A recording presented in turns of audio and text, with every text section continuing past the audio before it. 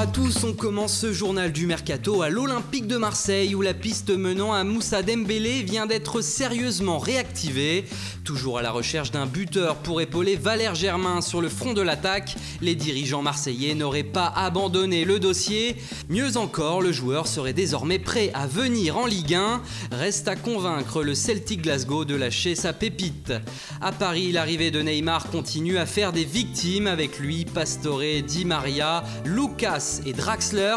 Tous ne pourront pas être titulaires en attaque derrière Edinson Cavani. Alors qui va quitter Paris et remplir les caisses du club? L'Argentin André Di Maria serait le plan B du FC Barcelone en cas d'échec d'une des deux pistes, Coutinho ou Dembélé. Surtout, Lionel Messi ferait le forcing auprès de ses dirigeants pour qu'il recrute son compatriote en sélection. Draxler, lui, pourrait partir 6 mois seulement après son arrivée. Arsenal serait intéressé par l'Allemand après l'échec de la piste Thomas Lemar. Le prix du joueur de la Mannschaft serait fixé à 35 millions d'euros.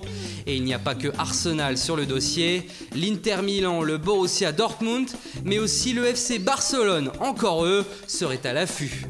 Et il y en a déjà un qui a quitté la capitale française, en tout cas c'est Blaise Matuidi. L'international français s'est engagé avec la Juventus jusqu'en 2020 et dans un communiqué, la vieille dame a dévoilé les dessous financiers de l'affaire. Au final, Paris pourrait récupérer jusqu'à 30,5 millions d'euros, un transfert de 20 millions payable en 3 ans et le prix d'achat pourrait être augmenté par un bonus maximal de 10,5 millions d'euros.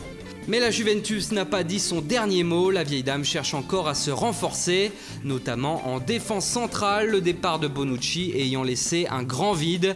Les pistes menant à Ezequiel Garay de Valence et Socratis de Dortmund sont en effet à l'étude.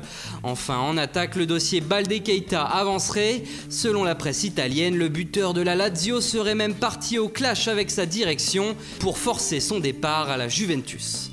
Geoffrey Kondogbia, lui, devrait bientôt quitter l'Inter Milan pour filer à Valence. Les représentants du joueur formé à Lens sont attendus en Espagne pour finaliser les derniers détails du transfert. Il devrait être prêté pendant 1 an avec une option d'achat incluse dans la transaction. Et c'est officiel, le LOSC et Strasbourg ont trouvé un accord pour le prêt du jeune attaquant Martin Terrier. Kevin Prince Boateng, lui, rejoint Francfort en Allemagne après avoir résilié son contrat avec Las Palmas. Manchester City, de son côté, prête encore un joueur à son club satellite, Girona. Il s'agit de l'attaquant Larry Kayode. Tottenham a trouvé un accord avec l'Ajax d'Amsterdam pour le transfert de Davinson Sanchez. Il ne lui reste plus qu'à valider un permis de travail et sa visite médicale. Et enfin, Gabriel Paulista quitte Arsenal et rejoint Valence. Le club espagnol a inclus une clause libératoire de 80 millions d'euros dans son contrat. Voilà, c'est tout pour cette semaine. Bonne soirée et bon week-end à tous. On se retrouve comme d'habitude dimanche pour le journal du Mercato de la semaine.